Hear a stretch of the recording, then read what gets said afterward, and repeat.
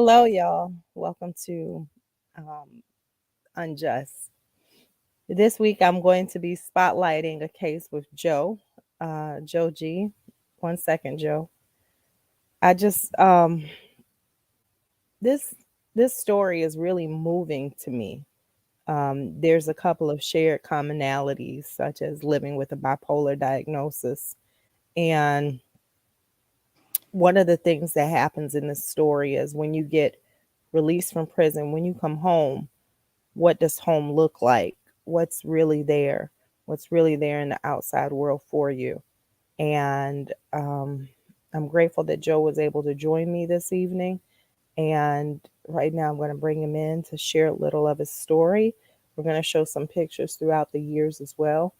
And Joe is a registered sex offender. And I'm going to let him share a story. What up, Joe? How y'all doing? I can Hey, hear y'all. I can hear y'all. Everybody good. you can hear everyone? Good. You can put a mask on, or it don't matter. What you need a mask for, Joe? I don't know. Just try and hide from everybody. You want to put a mask on? I mean, I don't know. So I'm, thank you for being willing to share your story. yep. I appreciate it. So what kind of child were you, Joe? Like, did you get into I, trouble?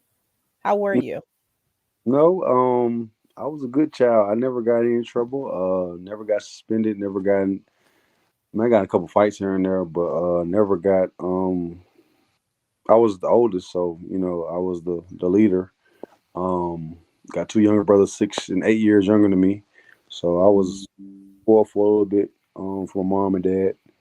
Then my dad started smoking crack. And back in the 80s, like I was born in 84, so he started like 85, 86, I think, trying it here and there, and the next thing you know, it just started coming to our life little by little, taking uh, Nintendos and, Ataris and bikes and TVs out the house and things like that. And it's just a trauma, you know what I'm saying? I was able to get up and actually listen to my mom and dad when he comes in from working and not having the money and spending it all on crack. I was able to hear a lot of those conversations early in the morning because I was old enough to.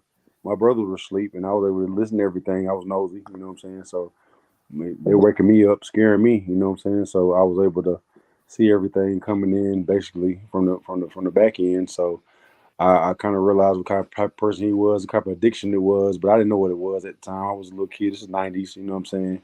And I'm like, well, I don't really understand it, but I know my dad loved me before, but this is tough, you know what I'm saying? Because I'm black and white, so my black side didn't mess with me because I'm white. My white side didn't mess with me because I'm black. So it was like we didn't have too much family anyway, you know what I'm saying? Because everybody was racist on both sides. And this is my close knit family that I got to deal with. So it's like, at this time, I'm just going off their words. That's all I have, and I'm the oldest, and I'm the first to jump off the porch, basically. Yeah, so I'm going to fast forward a little, Joe. So in your case, and Julius, thanks for allowing me to camp out on my sofa tonight instead of sitting in a chair or having my little artwork behind me. That's my new thing, just collecting paintings and pretty things. And Gregory is asleep, so we're gonna maximize this opportunity. I'm tiptoeing around the house being quiet. Mm. Um, okay, so Joe, Yes. your when did you get diagnosed with bipolar? Right after high school, like the end of high school, my last, like I was playing basketball, you know what I'm saying, 4 years, starter, good in DeKalb County.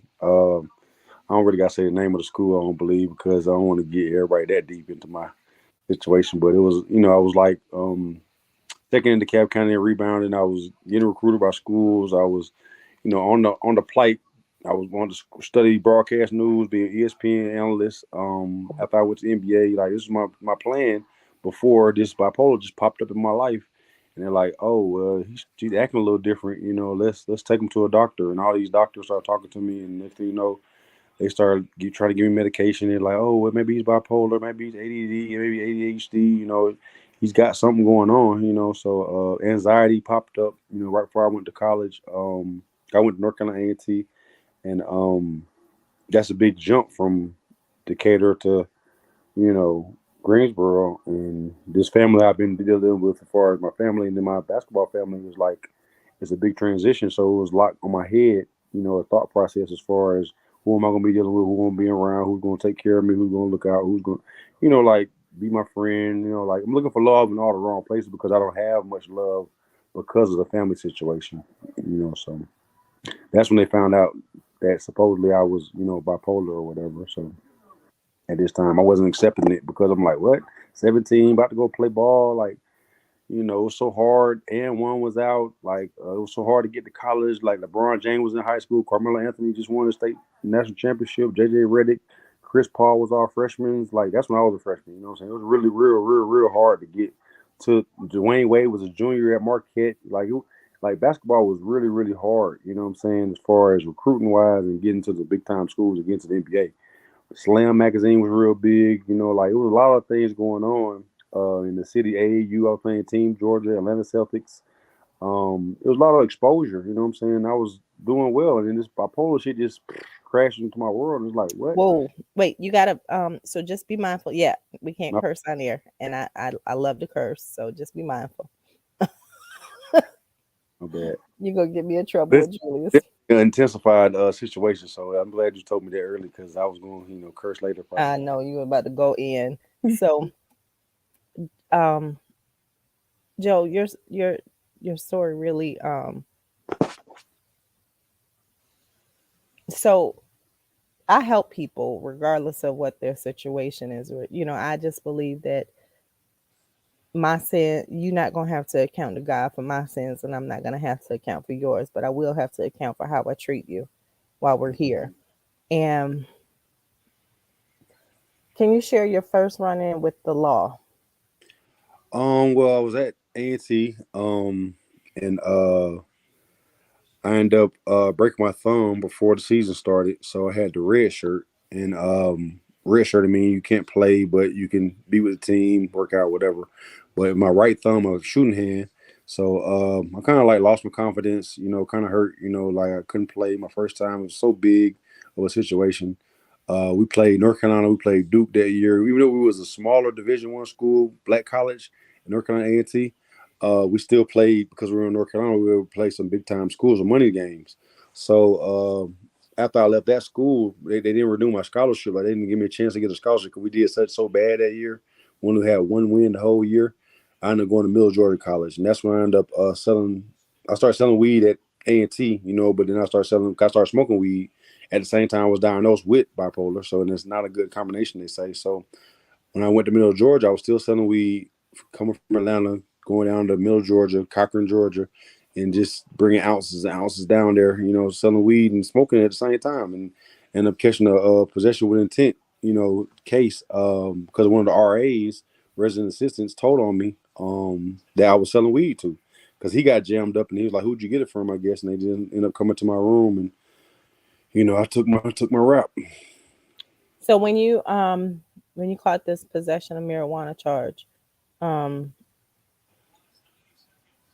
did they kick you off of the basketball team? Well, at that time, I was trying out for the team because this was my second college. So I was trying out for the team. I was trying to get back on graces, but I'm still dealing with this mental health problem.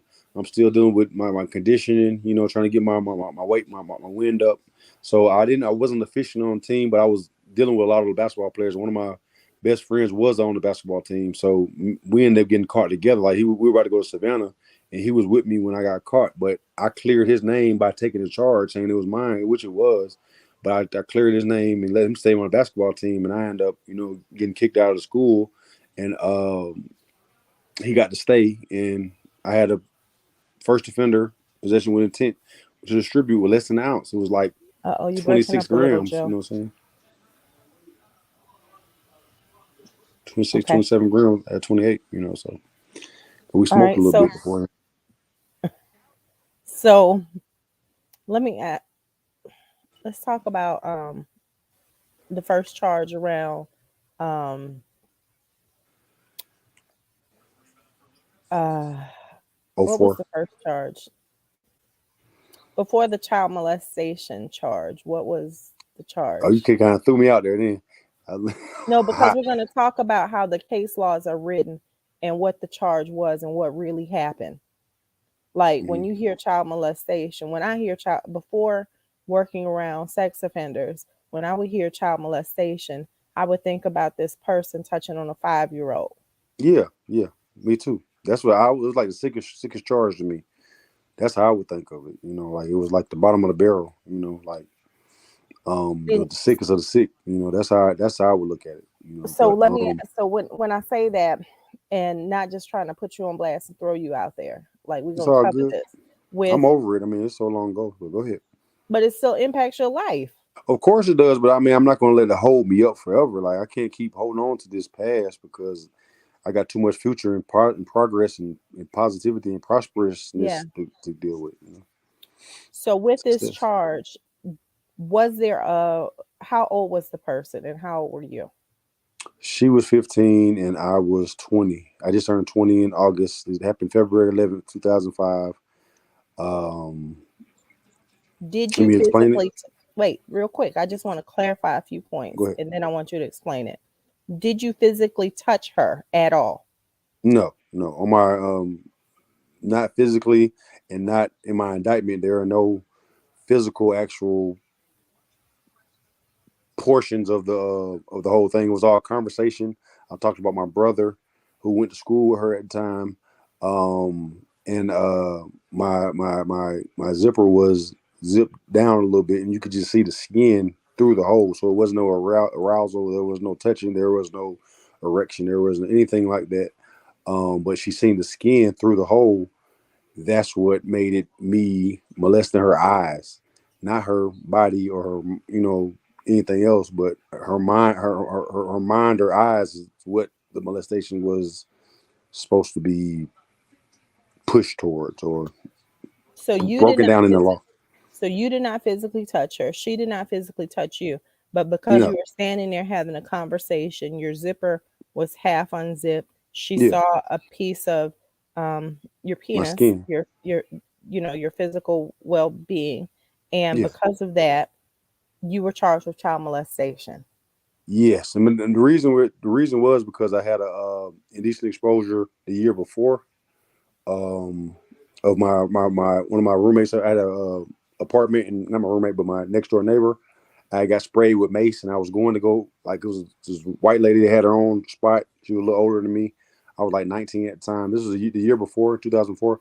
So I went to go knock on her door, trying to get some, trying to get some consoling situation because I had no girlfriend at the time. So I was like, well, let me talk to her about what happened and break it down. But I did have my boxer shorts on, and she ended up calling the cops, and they never actually talked to me or found me, but because of what she said, they end up charging me with it. And when I went to jail for it and catching me, later on down the line, a couple days later, I ended up pleading out and didn't stay for the actual court date where she was going to drop it.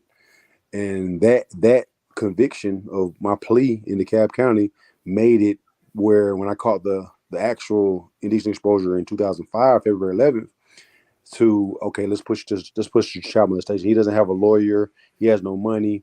Let's get his public defender to go ahead and push this 10-year probation of sex offender probation, which I didn't know was that serious because at this time all I had was the weed charge. So I just got first offender for that. Just paid that off. It was like $2,300 I had to pay off. Had to go to a little drug class or whatever, and then now I'm dealing with this big time case without not knowing the weight of it. I know it's serious, but I'm not like, well, 10 years probation, I could do that. Like I'm trying to get out. I've been there a year and a half. I'm trying to get my best way to get out of jail as a young age, and I'm mental health bipolar, so I'm not really thinking the ends of it. I'm just trying to get free because I'm not accepting the bipolar situation at this time. I'm not taking medication like I So wait, should. wait, wait, wait, wait, wait, wait. Calm down real quick. When you got sentenced, you sat in jail for a year and a half with the diagnosis in your records of bipolar disorder. Yes? Yes.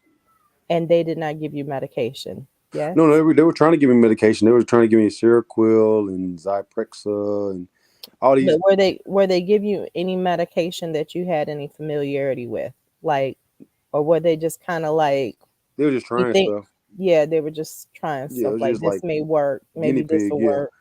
because I wasn't accepting it. So I was like, well, let's try this. Let's try. My mom was like, well, gee, take something because you're not acting right. You're not acting the same, you know.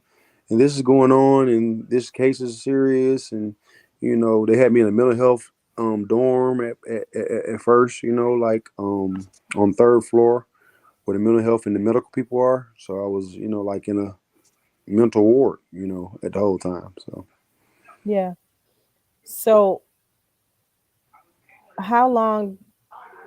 So you didn't go to prison from there. You went to, where'd you go? I went to a probation detention center because Okay. my first time, my first real case. So it was like a little slap on the wrist, like a little camp where they cut your hair off and you just march everywhere and do facing movements per week, trying to get a TV longer and get food and get shoes in, and you got to wear a jumpsuit and clean your bed every day and military this, military that.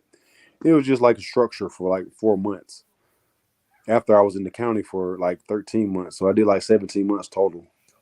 Okay. But this is the part here, because I believe that sometimes once we've been incarcerated, it's like they try to jam us up later on in the future where it becomes a revolving door, repetitive, unless you can figure out a way to break the cycle. So, with that being said, after you were released, what happened? After I was released, let me see. That was 2007. Um, I just started going to those type of classes that they talk in a group setting, and they also have individual settings. But I'm around people that, like you talked about a minute ago, like 5-year-olds and boys, and like real. I hate to say it, like because I'm blanketed in this whole genre, but it's like there's some sick situations that I didn't respect, But I mean, I can't say that mine's better than yours, yours better than mine, but it just was some unfortunate situations that I could never be involved in because I've never done anything like that. Everybody that knows me in my life, I've never been that type of individual, that sick individual to do the things that the people I were around were doing and charged with in child pornography and things like that. And I'm talking low because I got roommates and stuff. I don't want them to hear my whole situation. So I understand. So, hopefully y'all hear me. so,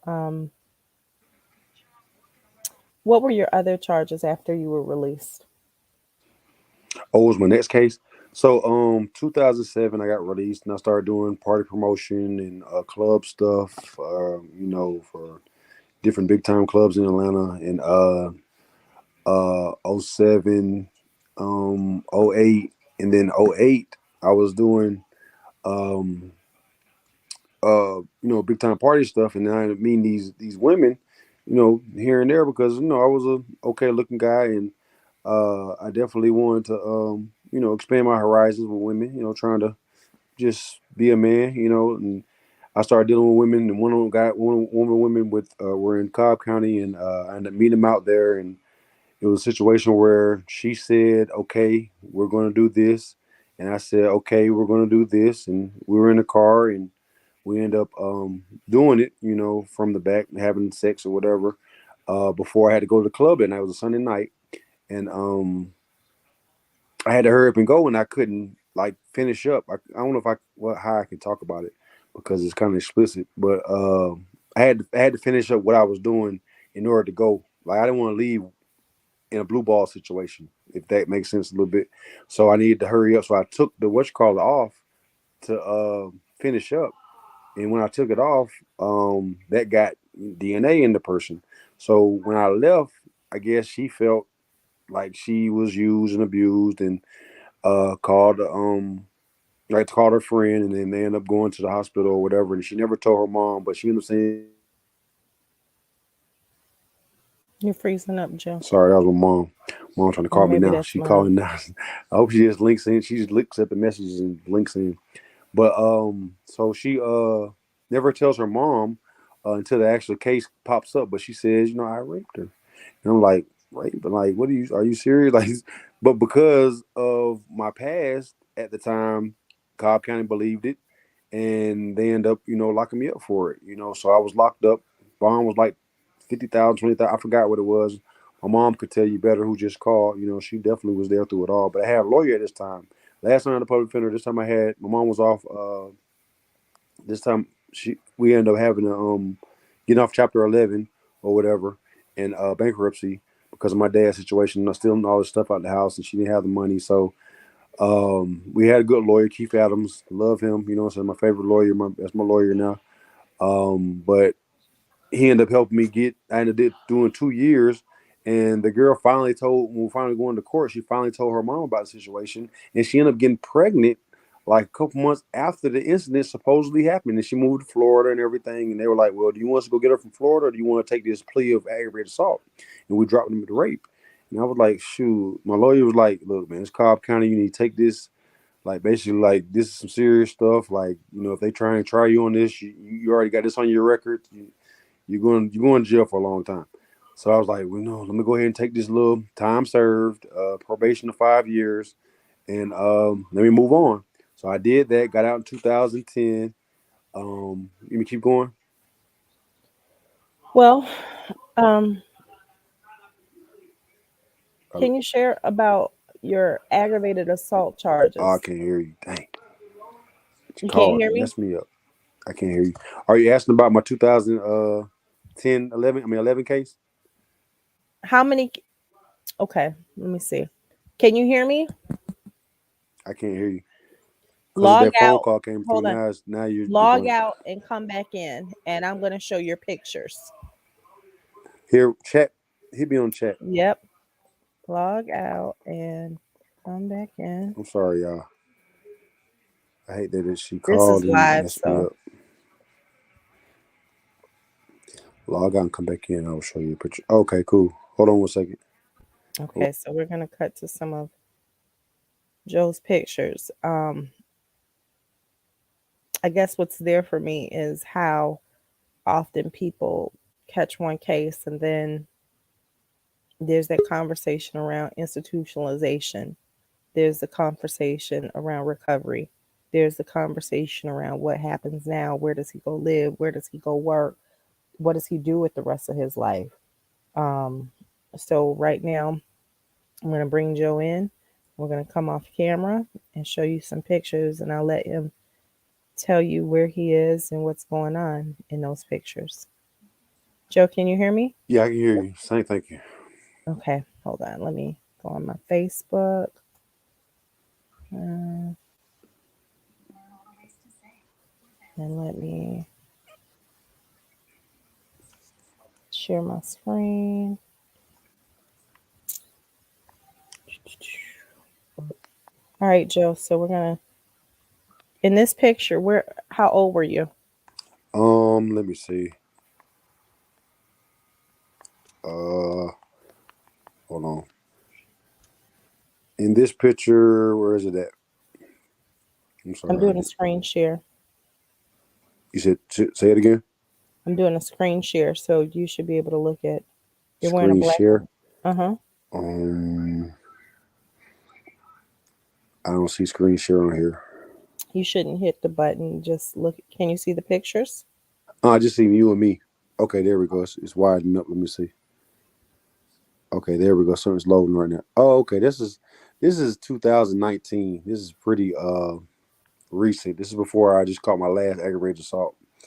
Um, on Bankhead, on the west side. I was All right. staying in.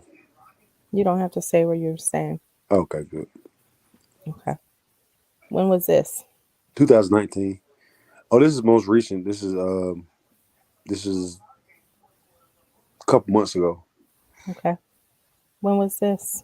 This Christmas, I actually got to go see my mom in a state, and these are my two brothers. What's it been like for them? We said, "What has it been like?" Yeah. Oh, tough. I mean, it's definitely been hard because they missed their brother. They know the old brother. They know the original Joseph. Like they know. They've been through it all as well. All the ins and outs, the fights, the arguments, the manic episodes and things like that. So being gone, being locked up, and you know things like that. So, Okay, this is so me and then Christmas again. So we who's that had lady in the middle? that's my mom. That's my mom. I know. That's my mom. That's That's Mama her J. again. She picked me up from the plane. Yeah, from the plane right there. Which I got approved to come to that state. Definitely got approved. That was us in Christmas in 2000, like 96. It's 96 right there. It's my uncle who just died. That's me right there. Yeah. That has to be recent. This That's right when I cool. got my booster shot. That's after haircuts. Okay, hold on. I go to work. Where are you Walmart. at here? This is my job that hired me because they don't care about my record, but I've been working at for about 10 months now, and I also worked there in 2019 for from January to June when I got locked up, and now they accepted me when I came back. So they definitely giving me a chance, and I appreciate that so much because that's how I'm keeping my well being, my bills paid, and things like that. So I'm gonna fast forward to this one picture. that was Where's that? 2010, right before I went to prison, the real prison this time, doing party promotion, club stuff, um, in the streets of Atlanta. So So when you say real prison, what's the difference between real prison and fake prison? well, not fake prison, but the probation detention center. The probation I detention mean, center was like a slap on the wrist. I'm just saying, Joe, like you said real prison, like you tell me what's the difference between real Yeah, prison and yeah, like I was able to. I mean, the first time it was like a slap on the wrist. You don't. If you get in trouble, you go into real prison, like a real camp. Jackson diagnostic things like that. You get in a violation, and everybody was on good behavior. They gave us cigarettes. This is back when cigarettes were still in the chain gang. You know what I'm saying? So we had cigarette breaks and things like that. This 2005. I mean 2006, 2007. So it was right before they took cigarettes out of chain gang. Now at a prison. So now prison is when I went to this time, I was like a camp off my aggravated assault. I don't know if you can break down that case, but it was aggravated sure. assault. What Well, was it what was a double date. hold on, what was prison like for you? A lot of fights. I got jumped a lot. Got into a lot of gangs. I was dealing with a lot of different people because I didn't know the politics of it, and you can't like deal with different gangs and do different like deal with people like you're on the street. Like you have to hang with certain cliques and spend money with them rather than bounce around from Bloods, UDs, Crips, Vice Lords, things like that. So I didn't know that, and at that time it was a learning experience. 43 months I did, off 4 years or 48, because it was aggravated assault with deadly weapon, 2 counts. It was a Which double date. hold on. Which came before or after that original charge that sent you in? Say it again. Did it come the aggravated assault? Was this before or after the original like that charge that sent you in to the system? Oh, the original This one. this um was this something where you was this something where you just kind of like went in and was this something where you just kind of like went in and because you had a previous record of like where they dismissed it, or was this after the child molestation, like after that was on your record? Yeah, yeah. That was '05. '07 was, I mean, what was it? '05. And then '08 was the Cobb County case that we just talked about. And then 2011 was the another aggravated assault. Because I pled out to aggravated assault in Do Cobb. And you then, Joe, do you know how many times you've been arrested? no, not exactly. I lost count because I got misdemeanors in between my big time felonies. I got probably about 9, 10 felonies and like probably about 6, 7 misdemeanors. And things like that. But I mean, I could look it up and find out exactly how many in DeKalb, how many in Fulton, how many in one time in Cobb, and then one time in Middle Georgia, and then one time in North Carolina, and one time in Florida. And I'm asking these questions just an FYI, Joe. I don't want to paint a picture of you being this bad guy. What's there is Well, they wouldn't give me any help. I wouldn't get any well, help. that's They the just told point. me Like to slam on me. you were diagnosed with bipolar at 17. And then you Yeah, had these different charges to show up, and they kept showing up and they kept showing up. And even with the first charge, why wasn't there any structures put in place so that you wouldn't become a repeat offender? Like, because and what I mean by that is you're doing good now. Like, you have a company willing to work with you. And how you entered my life was me supporting you around finding housing and yeah. housing programs, because a lot of people don't understand that once you're on the registry, there's stipulations of where you can and cannot live. Oh yeah, definitely. That's the hardest part. So you Is get a job, and a lot of times people do things like when you look at the unhoused people under the bridge, people who are living in the woods, a lot of them are on the registry and they just don't have a place to live. exactly. And probation officers actually go to the woods or go under the bridges and visit them and will Yeah. violate them. Oh yeah. If you're not in the area where you're supposed to be at, like I got a car, so if they tell me if I say I want to be homeless, they're gonna say where's your car gonna be at nights? Like what's the area you're gonna be homeless in? Even though you got a car, you still need to be in that area. So if we ever check, you know you got a place that you might be in, and that's so sad and so unfortunate. It's like I gotta stay in the area with a car just for you to check on me. It's just this is in the murderers and robbers and stuff, and they don't get checked on like this. This is stuff that I hate. You know, like we get persecuted against for the rest of our life, basically. You know what I'm saying? It depends on the severity of your charge. Thank God I'm able to petition to get off, but it's not fair.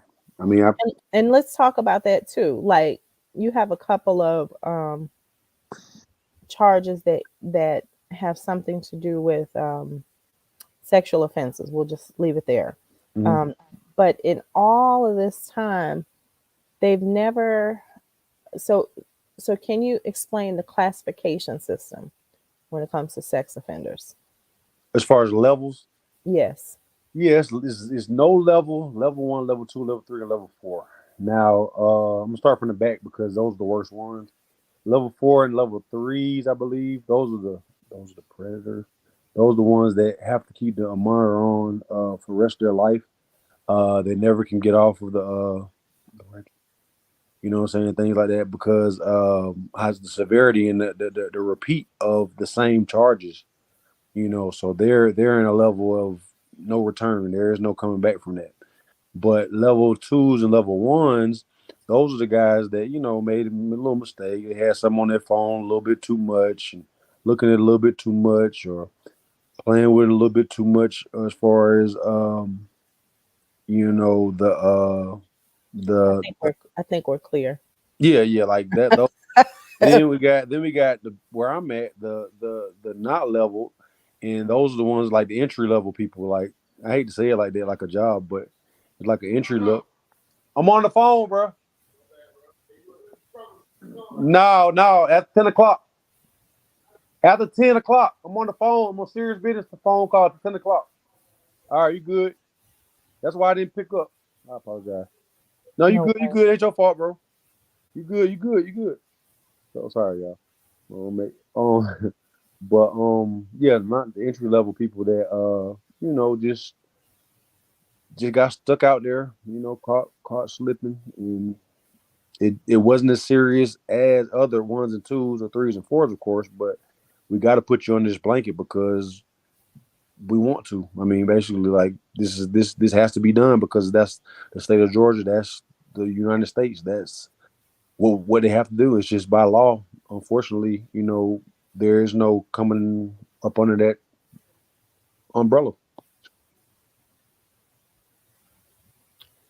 I So hope I broke it down a little bit better. Mm. You did. And what was there for me was when you said that you're not even on a level, like they didn't level Yeah, you. 17 years, 18 years now. I've never been leveled. I don't understand that still. Everywhere, every county I go to, I never get level.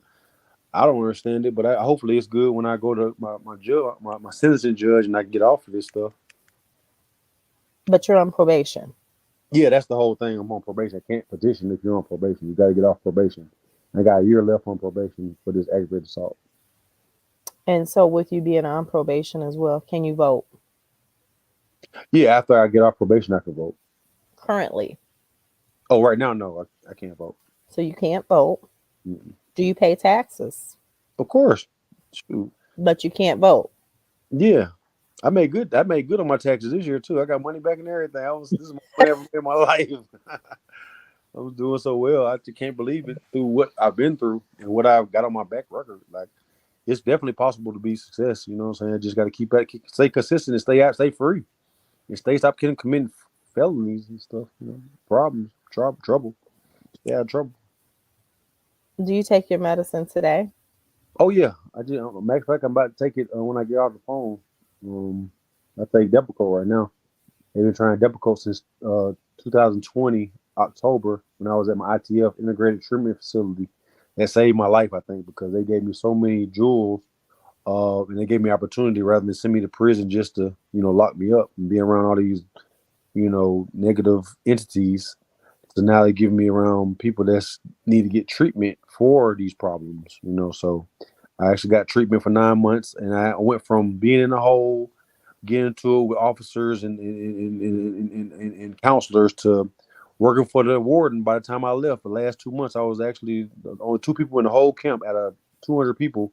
Out, me and another guy was the only people working for the warden, cleaning up, getting food up in the front, cleaning up, taking out trash. I was able to leave the campus and take it out the trash. At first, I wasn't because of my charges, but then I got approved by the warden to say no, he good, he good, he can go out there.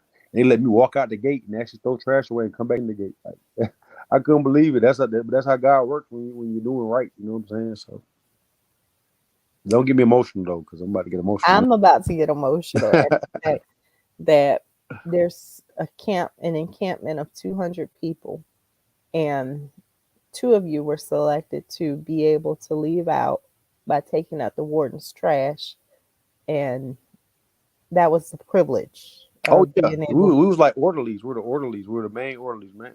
Admin orderlies. Wow. Mop, sweep. You know what I'm saying? Get ice for them, water. Go get stuff out of the warehouse. So you got to be his butler. Yeah, basically for the important people of the camp, all the important people, all Yeah. the higher ups.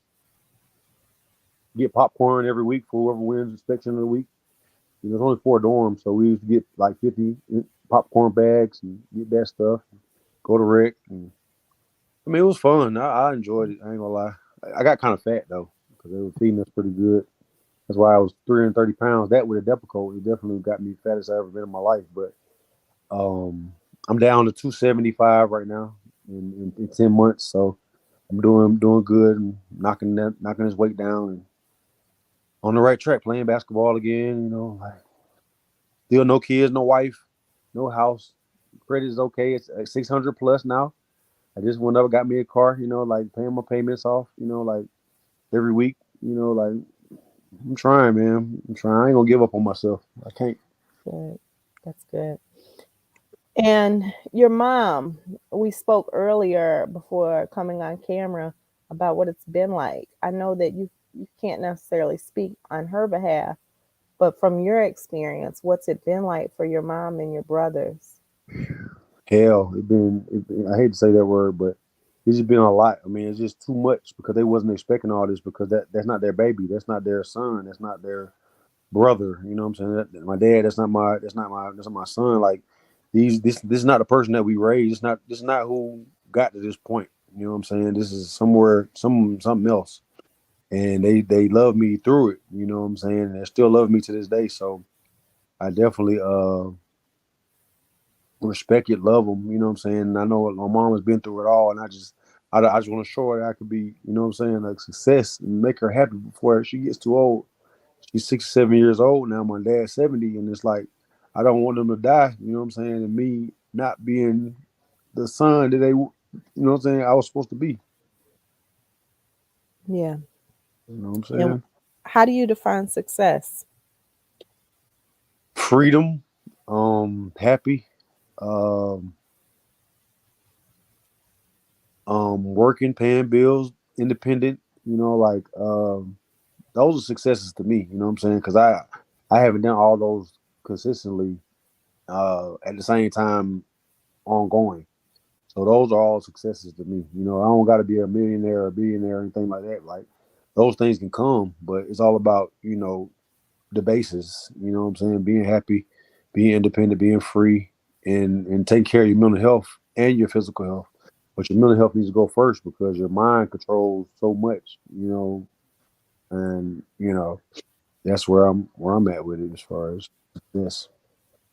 Now, let me ask this question. I'm going to ask a very real question now. Oh, I don't mind. Okay. Can't get Well, rid you of. well, you've met me, and I'm fairly consistent. I was like this the first time you met me. I talked like this. Yeah. Probably used a few swear words though, in a professional setting. So, but is life easier now being out, or is it easier being inside of the system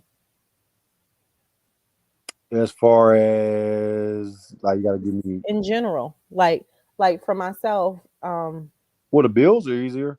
There are no bills locked up. Like there's no responsibility. There's not as much responsibility. That's the only thing that's easier and locked up because you got I mean, thank God I had somebody look out for me, send me food and stuff and packages and things like that. Like people that love me. But if I had nobody, it would still be tough being locked up. You know what I'm saying? Because you're stuck and everybody done turn their back on you, and it's like now you're locked up with nobody, and then people in there don't care about you, and people on the street don't care about you, and it's like it's sad, because I see a lot of people who don't have anybody. So those are the ones I chose to help. You know what I'm saying, and get taken advantage of because my mom like, oh, you can't keep giving these people this, giving these, we do this for you, and I like, yeah, mom, but these people don't have nothing. They don't got nobody picking the phone up for them. They don't got no food. They don't got no, you know what I'm saying. People be hungry at night. You know what I'm saying. I understand it. They don't feed you much. So and I hear that makes it worse too when you don't have people in the outside world corresponding with you while you're inside. Like, since I've launched the show, I actually have people who call me from federal prison and state prisons, and it's been a little interesting, to say the least. But these stories, like some of them, really break my heart. And I'm just saying this because tonight, Joe picked up his phone about 2 hours before the show started and agreed to be my guest.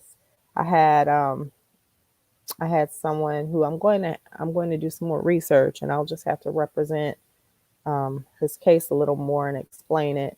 But he's in prison with life plus 40 years, and one of his co-defendants was supposed to be my guest to share his story and got afraid of what would happen with his probation officer. And he did 27 years in prison, but he was like, will they violate my probation if I share his story? Will they do this? Will they say this? And he got scared, and I found out today. So I actually went and met with the individual's mother and collected pictures of him and everything else from her myself. um, but Joe was willing. Like, I promise you, it was like in an hour he sent over all of these pictures. We tried to get his mother on the call. Oh, here comes Bryce. I mean Gregory, y'all. yeah, she was busy. My brothers and their wife and stuff busy. Everybody busy. I mean, it's just like it was all last minute. So it's like hopefully they watch it. This isn't shared to my page though, 'cause I don't want all my friends seeing this stuff. But uh, I uh tagged you on it, so if so, you need to delete it. mm, I did tag you. damn, I do that. Let me see. Uh oh. Uh oh. I hope you're not watching. Nobody watching now. If I go to my page, I tag. Let me see. How do I Joe, untag? I'm here. just Or delete move it. tag,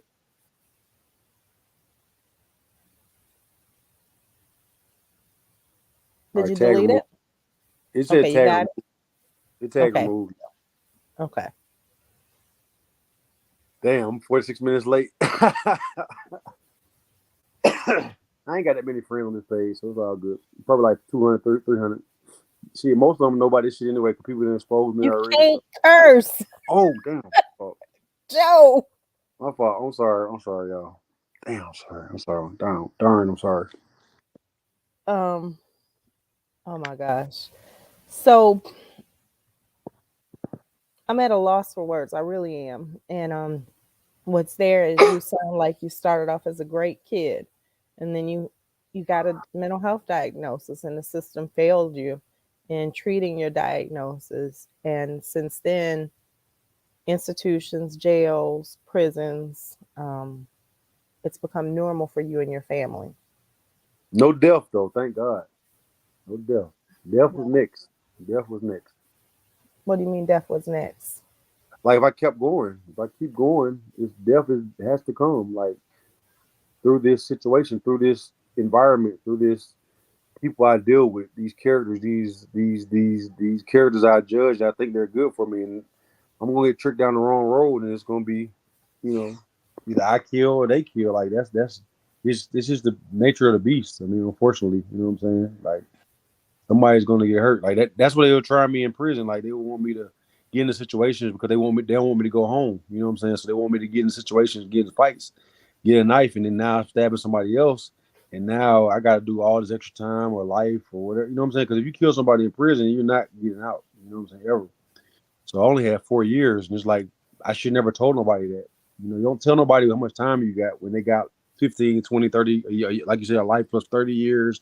That was my first roommate. Life, 2 life sentences plus 15 years. My first roommate, and I got 4 years. Like, what kind of system is that? I don't understand how you would put me in a room with this guy. You know what I'm saying?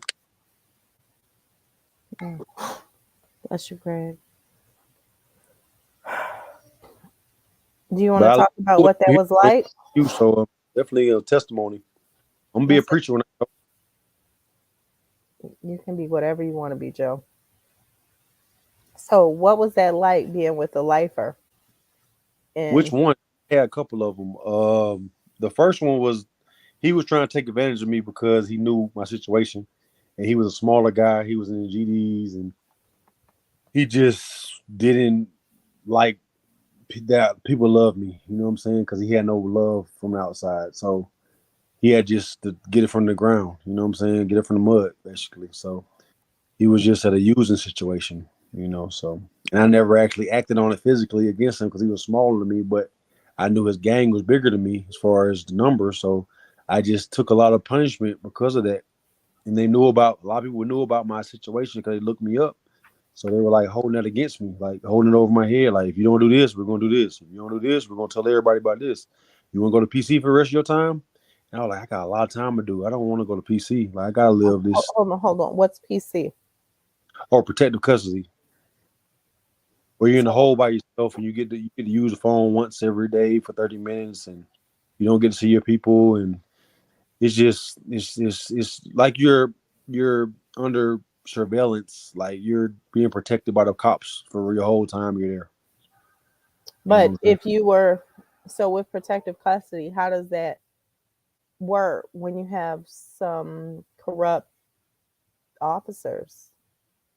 Oh, they could set you up to get messed up too. Like put somebody in your cell that don't like what you got going on as far as your past. You know what I'm saying? And you stuck in there, and the officers don't come around but once every hour. Just think about it. You're in there 50 minutes fighting somebody, or getting stabbed by somebody, or stabbing somebody. Like it's a dog eat dog world. You could be killed. You know what I'm saying? Just from a fight. You know what I'm saying? Your head get hit on the stuff don't move in there. You know what I'm saying? Nothing moves. So it's like all this concrete. I mean, metal and concrete and walls and beds and toilets and doors, and like anything could be a weapon. You know what I'm saying? The element of surprise, biggest thing in prison. Like you can't put it past nobody. You can't think nobody Hold is on, not. Joe. You're breaking up on me. You hear me? Joe, you're breaking up. Yeah. I can hear you I now. stop. You said nothing moves in there. It's metal, it's concrete.